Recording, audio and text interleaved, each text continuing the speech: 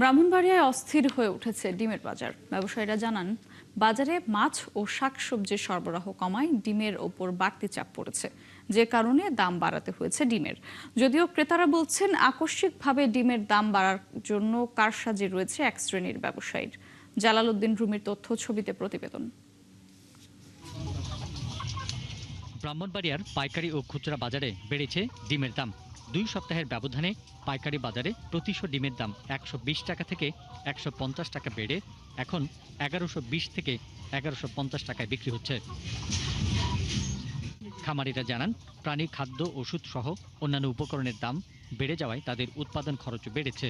ভুক্তভোগীরা বাজার মনিটরিংয়ের দাবি জানিয়েছেন।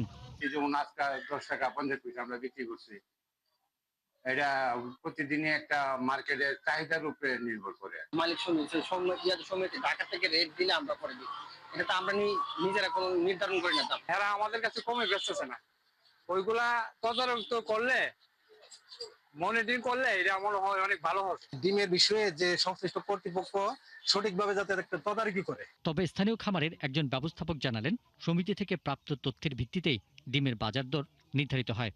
খাবারের দাম বেশি, আর লোডশেডিং মুরগি আমরা টিকাইতে পারতেছি না, তার জন্য অনেক সমস্যা ডিমের দাম বাড়ার কারণ।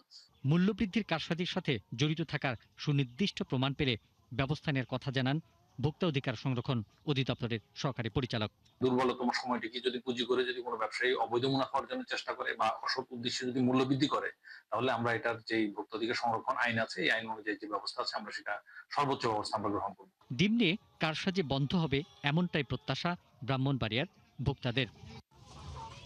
পিন্টু হাজং, ৭১।